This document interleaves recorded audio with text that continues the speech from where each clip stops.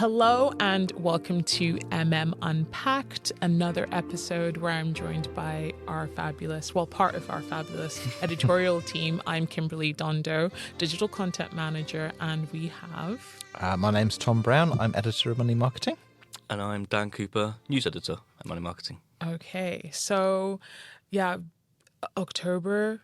No, we're in October now, but September was a very busy month for us. And also, Tom, it was busy for you on a personal note. So you can start explaining that. Well, yes, I had my second child on the 27th of September. So I've been off. Thank you very much. This is only my second day back from paternity leave. So I'm sort of gate crashing this podcast. Mm. I really shouldn't be on it at all. I have very little insight of the last. You can give outside commentary. That's what I'm here for. Absolutely, just uninformed outside content. But because of your probably amazing life-changing news and life events, you missed our London conference, indeed, which also happened in September, but we were able to take control of it. I think we did a pretty good job.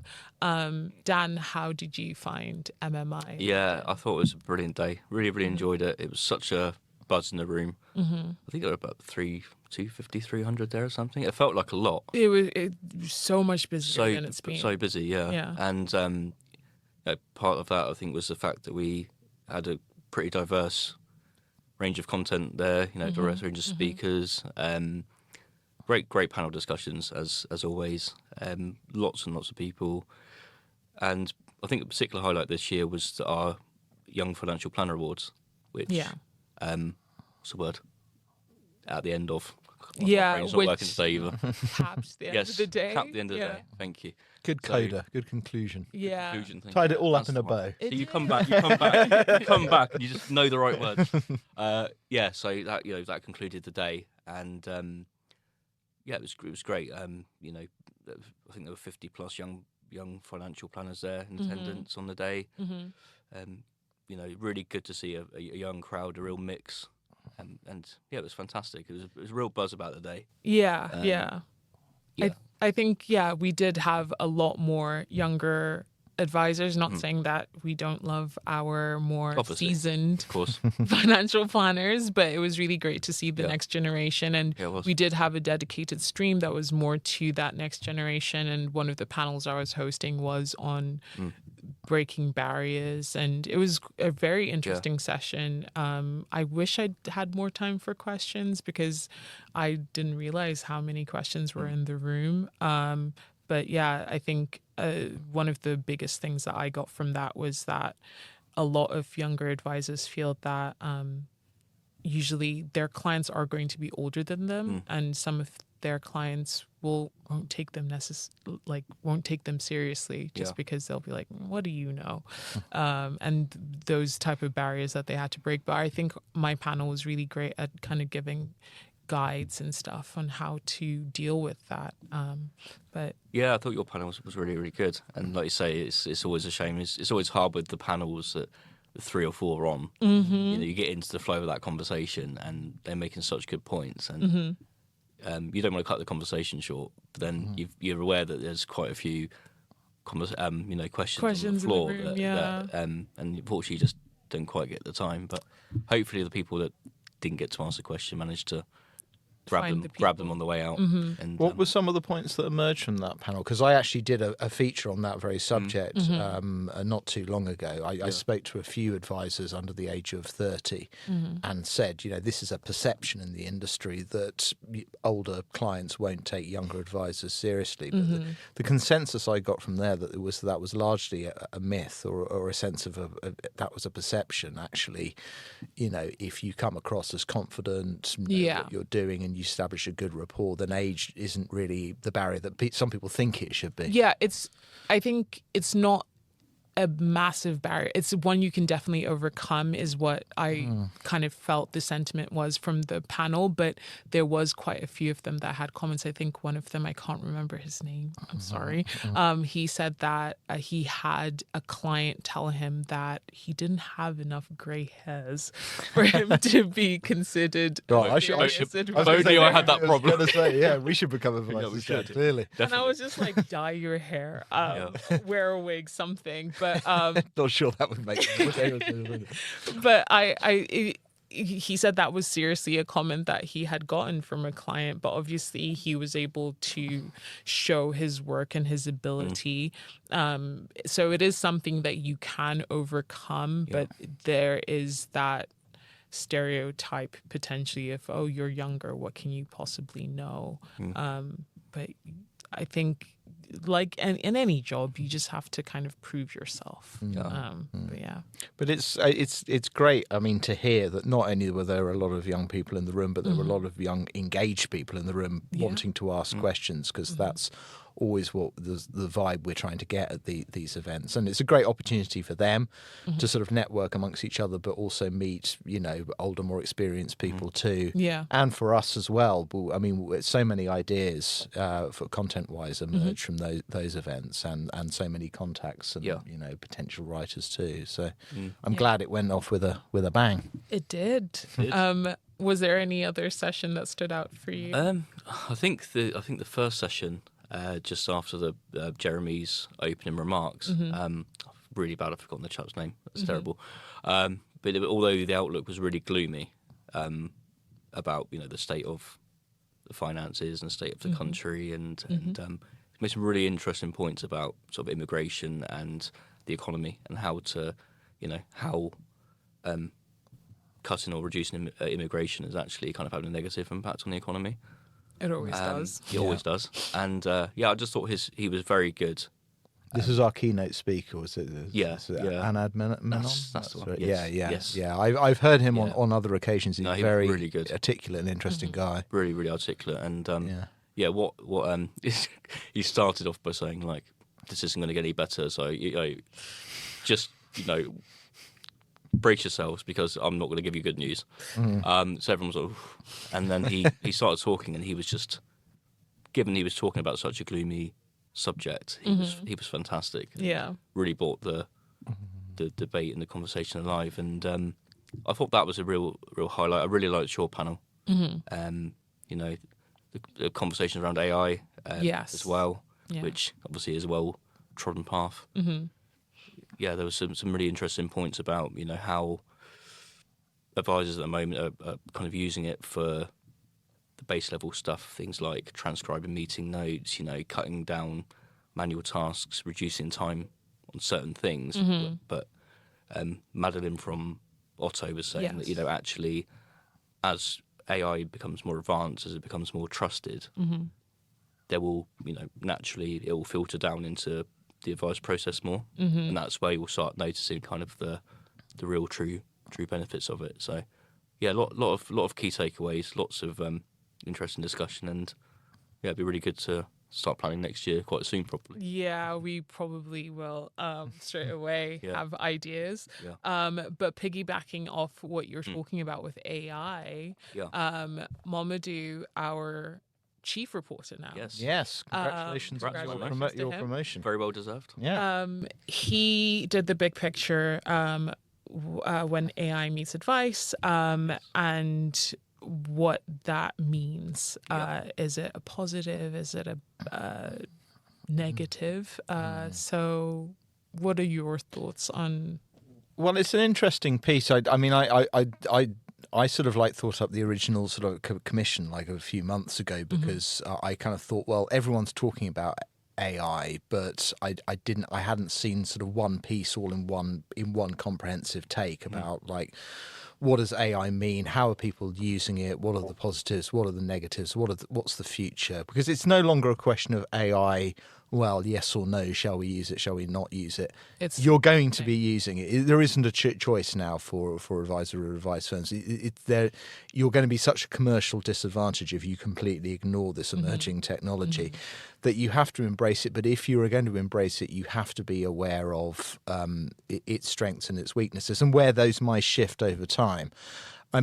I've played around with AI lots, and the main thing I've learned is that it is incredibly strong at some things, but incredibly bad at others. Oh, yeah. And it takes quite a long time playing around with it to understand where those strengths and weaknesses lie, and also to realize that if you don't know what you're talking about, you're going to be in a far, far worse position to assess whether AI knows what it's talking about either. It's not like you can jump that knowledge gap. And I think that's where the potential danger is, that a lot of people are using AI as a shortcut. Yeah. They're not doing the hard yards of learning their territory and learning their area. And that's for any sort of entry level roles within advice, that's can be a worry.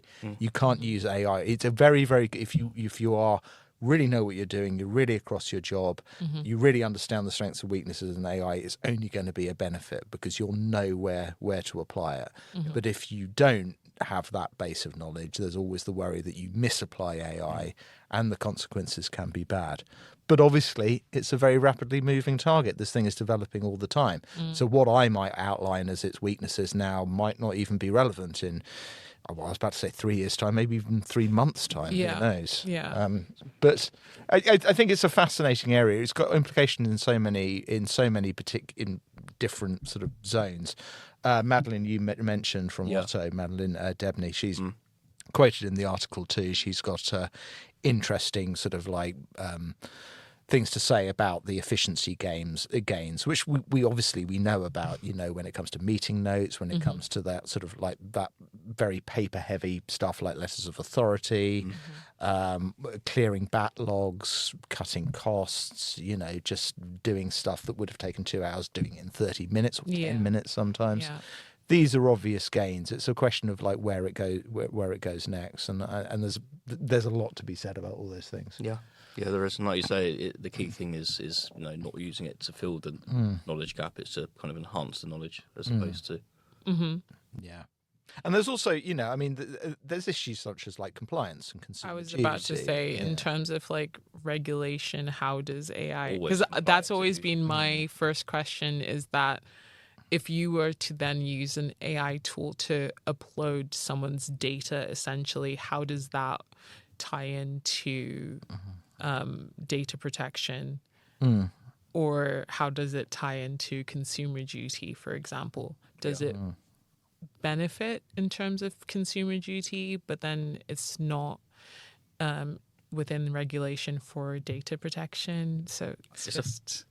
Sorry, I was going to say it's a fine balancing act, really, isn't it? It's obviously be very careful what you're doing with your client's data, putting it into a LLM or a learning a machine of some kind. It's always got to be careful, but I think you could argue consumer duty, good outcomes. Yeah, if you're serving your clients better, saving time, making the whole process more efficient, and they are getting arguably a better level of service from you, you could have an argument that, okay, well, ChatGPT's let me do that. Yeah. But I think the transparency issue is the important thing. I mean, I think you have to be upfront with clients that, if they think that they've been talking to a trusted advisor for weeks on ends and all they've been talking to is an AI bot, even if they're very happy with the service, they might feel shortchanged or cheated in some way or in others. I mean, the FCA basically are currently relying on their existing frameworks rather than sort of new AI specific rules, and they sort of feel that what they've already mapped out covers uses and abuses of AI, and the same goes for consumer duty. So as you say, sort of fairness, transparency, client outcomes.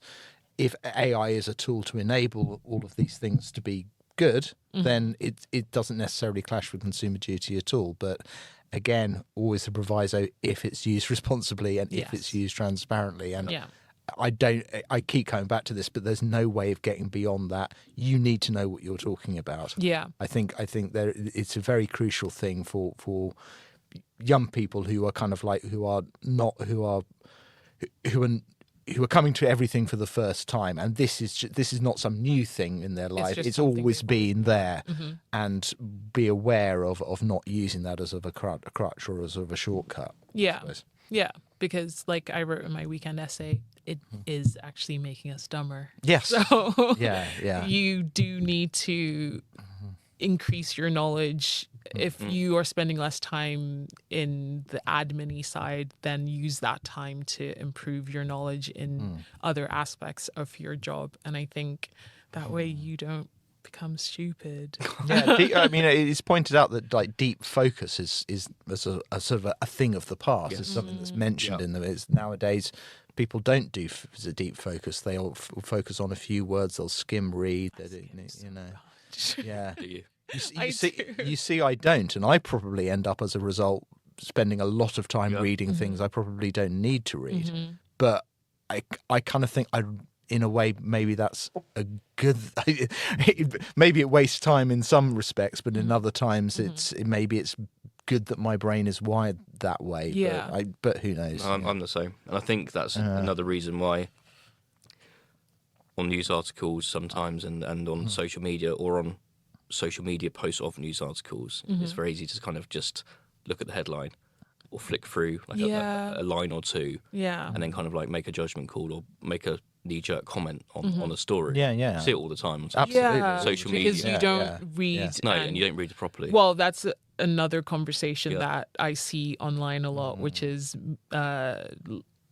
literacy is going down. People no longer, it's not that necessarily people can't read, it's that ability to read something and understand it is almost disappearing.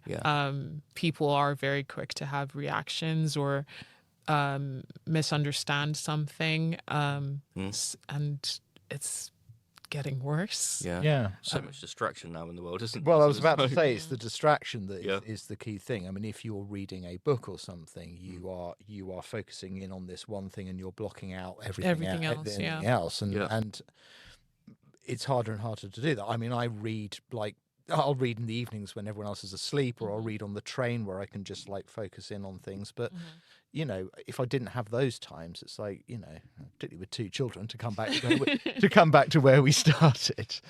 Yeah. There's a really interesting book on that, which I'm not promoting, by the way, called Stolen Focus. By Johan Hari. Yeah, which highlights that. Really, really interesting. And quite ironically, I haven't finished the book because I got distracted. But it's all about that. You know, it's all about our brains, social media and other things have changed the way our brains are wired, and we don't look at things or concentrate on things as much anymore. Because time is currency now. Exactly. These companies have learned how to engage us, and they've done such a good job. They have done a good job. Break free. It's hard, Tom. Somehow my brain has told me that to de-stress, I need to like scroll on my phone for hours, which who said that?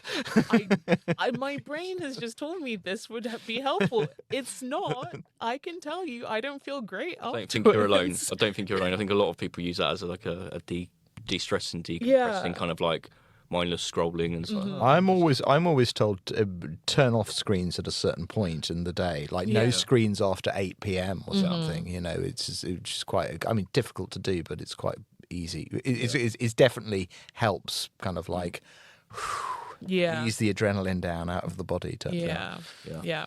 Well, next time I'll let you know how it's gone. On that sunny note. But we do also have the budget to look forward to, and there has been a lot of chatter in the run-up. Never. I feel like maybe every year we say more than ever we've had more chatter, but speculation or helpful suggestions for the Chancellor in the run-up to the budget. So what have you been seeing? I imagine advisors have got a few suggestions for the Chancellor, probably most of which we can't say live on podcast. But I would say looking forward to the budget is probably an overstatement as well, because it doesn't seem like it's going to be good. From all angles. I mean, like you say, the speculation. Well, you were saying our keynote had said the outlook wasn't great, so we can probably draw the conclusion it won't be great. No. Well, like I say, it's kind of the rumour mill has been an overdrive for the last, I don't know, couple of months, and it feels like it gets earlier and earlier now. Yeah. And I understand that, they haven't helped, I don't think, Labour with some of the statements they've made. They're saying it's clearly not going to be good. It doesn't really appear to have ruled too much out at the moment. It's almost like everything's on the table. So, we've had the rumours about inheritance tax, a second stab at IHT, second stab at CGT. There's all the rumours around the cash ISA allowance. Which seems to change every day from what I can 10,000 to 4,000. There's all sorts of rumours and figures being bandied about. But so it's they want to change it from 20,000. 20,000 at the moment. There was 4,000? There was a rumour initially that it was going to be 4,000, so huge reduction. That much. I know. And then, the latest one was 10,000. I think, as Tom said, it keeps kind of changing by the day. But, that might be something she looks at, which is a whole different argument about, trying to push people into stocks and shares ISAs, trying to get people investing more to grow the economy. Whether sort of pushing them into that kind of forcing them into that will be the right answer. Is up for debate. And whether it will work out that way from a behavioural point of view is very dicey as well. Yeah, exactly. Surely people might revert to under the mattress. Yeah, I think so. Just make it go away. But we're, obviously from a money marketing point of view, we're expecting a busy one from a writing and reaction point of view. So, keep your eyes peeled on the website, because on the day we'll be all hands on deck and we'll all be bringing you news and reaction as it happens. I think what's interesting about this one is that because when the date for the budget was first set, you'll remember I thought it was going to be while I was on maternity leave. You took great pleasure in that as well. I thought this has been brilliant. I can just watch this from the comfort of my lounge. No such luck. No. But a lot of people instantly just said, why has Rachel Reed set it for such a late date? And it's difficult to avoid the conclusion is because they just needed more time to work out what the hell they were going to do. Yeah. If you remember in the last budget, it was all kind of like, this is a tear off the plaster budget. This is a tax raising budget. We're not going to come back for more tax rises next time round. It looks like they're going to have to, because they haven't got the growth that they wanted to. Things haven't gone very well for the government since the last budget. And they're still locked into this manifesto promise of no rise in taxes for working people, quote unquote. So that being national insurance, VAT, or income tax. The big speculation is she going to do something on those? Because that's where the big money is. And if you really want to raise lots of money, you move somewhere on that. But the political damage, it could be huge and seismic. Yeah, when you consider the polls being the way they are at the moment, and having got in with such a huge majority. What was it now? 18 months ago. I can't remember.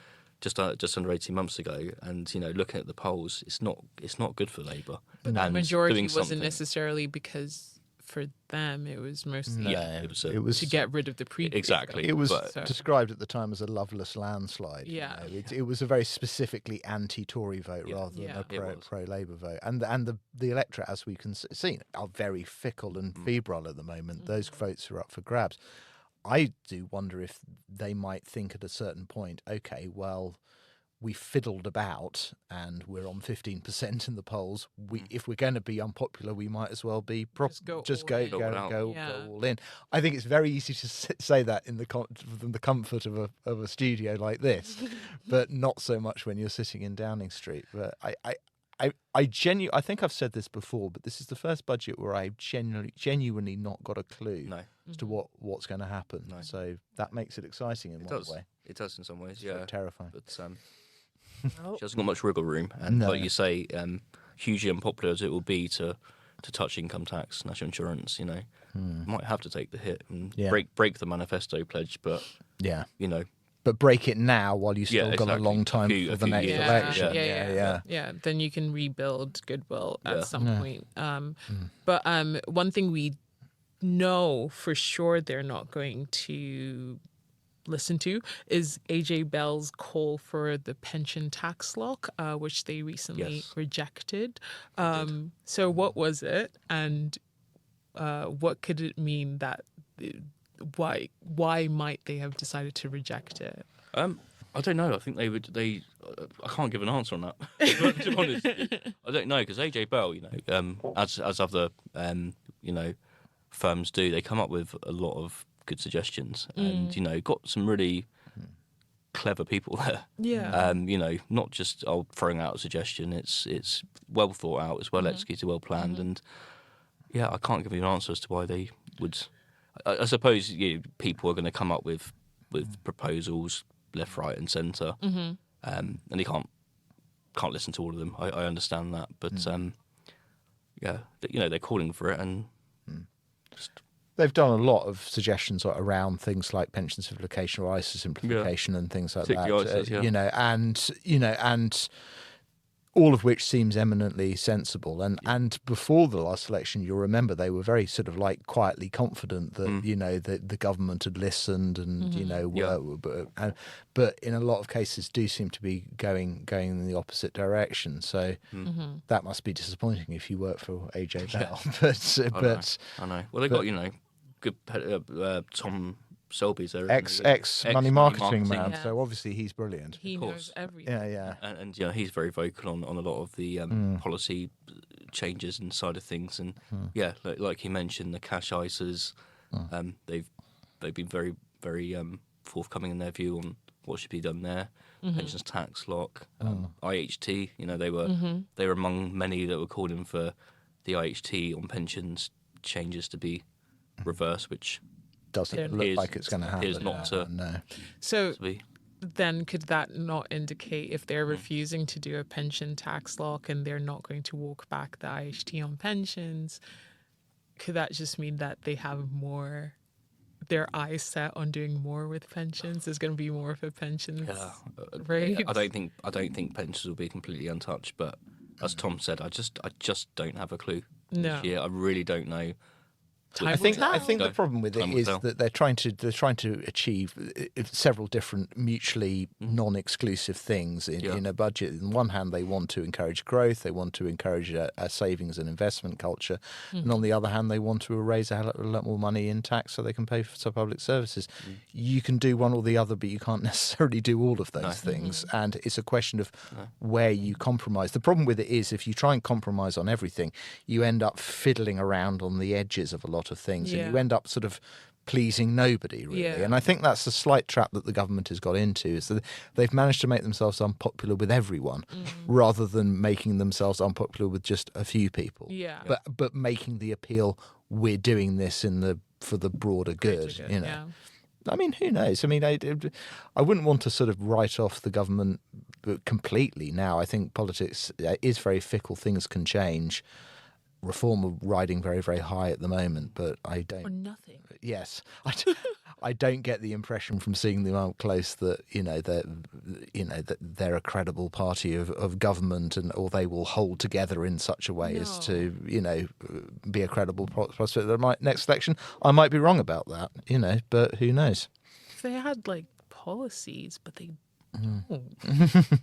It's very much the same campaign that was done for Brexit, where it was just big numbers that when you looked at them, you're like, where did you get that figure from? I mean, Nigel Farage, I imagine. Yeah, well, I mean, which he was very involved. Exactly. There is a big difference between slogans and policies, and I think that where the rubber hits the road, when people like this genuinely do get into power, they find out the difference between the two, like we saw with that leaked reform council meeting. It's sort of like, so I think the time will come where they will have to face all of these problems too that Labour are facing, and they will realise that there are not simple solutions to it. And then who knows? The electorate wants change, but they're not quite clear what change they want. They just want things to be better in some way or another, you know. Especially, I think our generation have faced like the most recessions and like just changes in governments and all sorts. I think we just want a steady time. I think since 2008, I haven't been. My nervous system has not been maintained well. Get back to your doom scrolling, Kim. Yeah. Scrolling will help.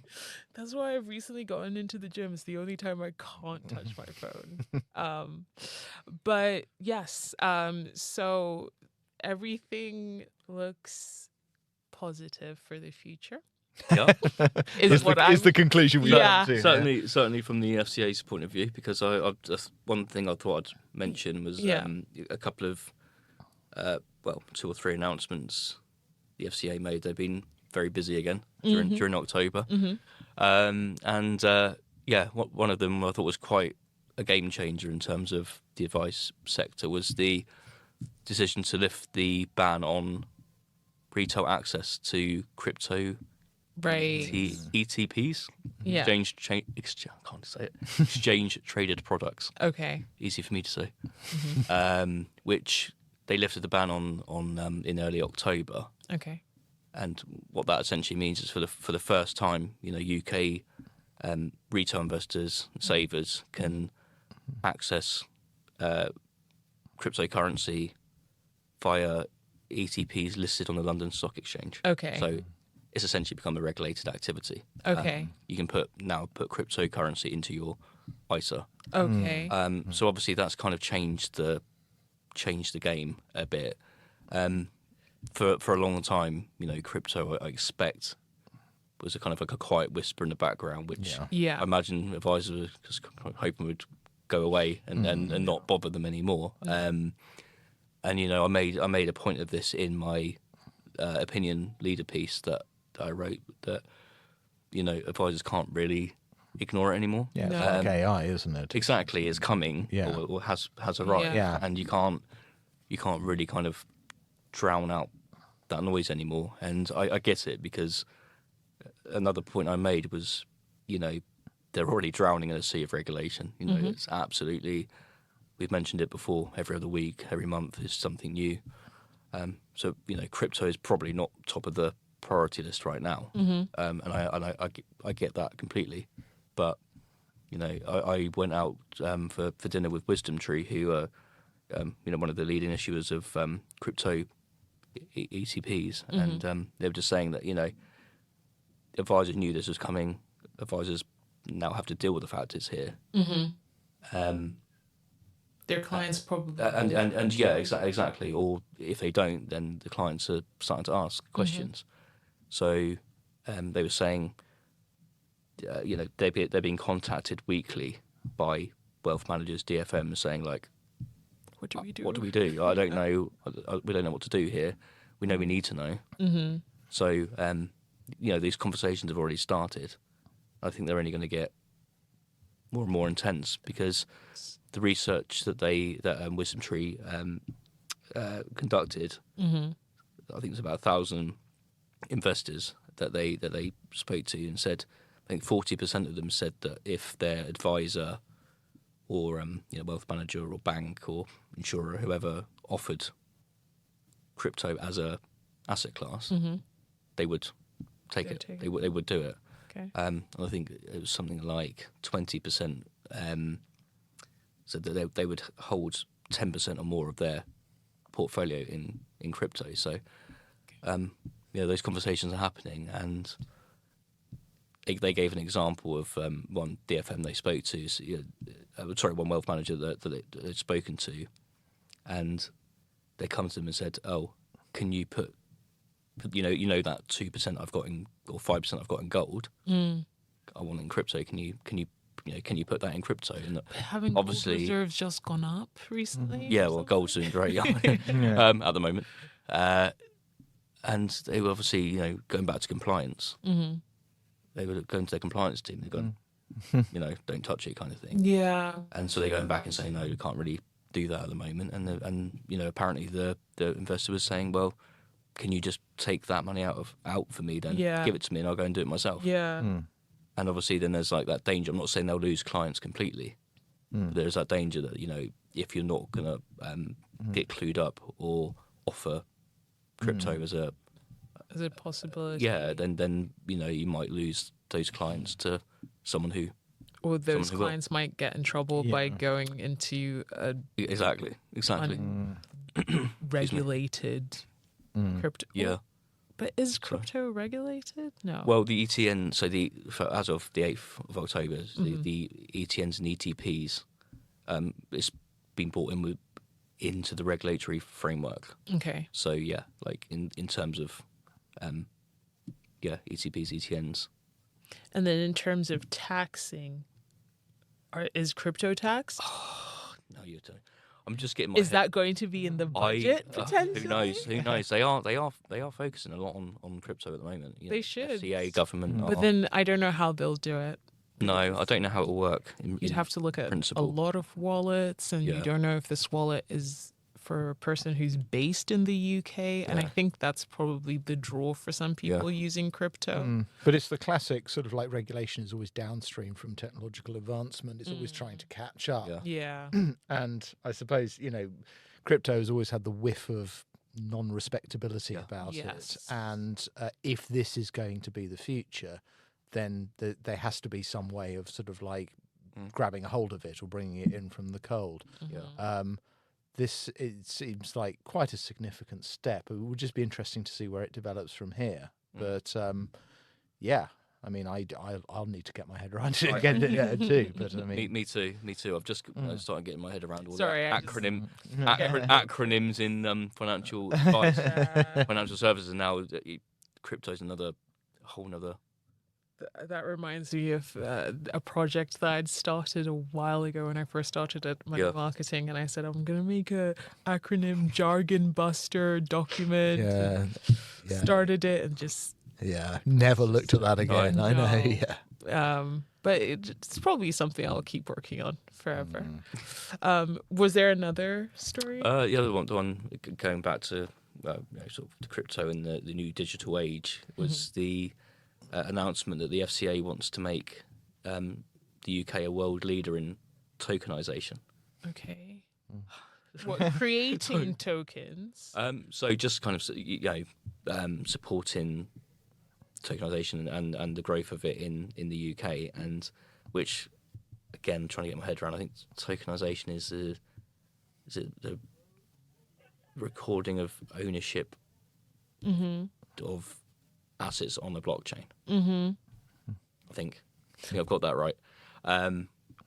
So yeah, you know, it's kind of both of those announcements I think were quite significant, and you know, showed that shift towards that digital side of things, and you know, I think the FCA had to kind of do something. You know, it was coming, and they've listened. Yeah, I guess, you know, it's they need to be seen to support it.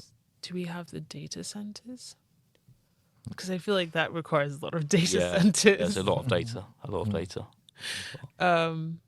Yeah, but I guess that's just another thing that we'll keep looking into. Data centers and energy is another whole topic, which we won't go into now. AI but thing. it's that's a huge, massive, unsustainable worry that there isn't enough energy or water or anything like that to sustain all the data that we'll need for this new AI-driven future and technological-driven future. Hey, I only have one lifetime, and I'm glad. Although there is a suggestion that if you get enough intelligence into the world, they'll solve that problem. They'll work out a solution to it. Okay. So create an unsustainable problem and then say, solve this unsustainable problem. Excellent. I just feel like eventually, generations from now, we'll just be leaving the planet like WALL-E. Like in Interstellar. Or Interstellar, yeah. I was thinking Pixar, you were thinking Chris. I think WALL-E's a great film. Both are just as impactful.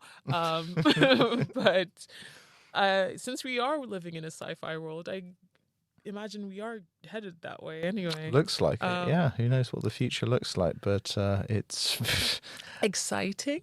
Exciting. I think there has never been a time in human history where people haven't been terrified of the future. So you can take some solace in that, I suppose. Yeah. Our nervous systems will always be unregulated. There we go. Okay. But thank you both again for joining me for this episode of MM Unpacked, and we'll see you next month.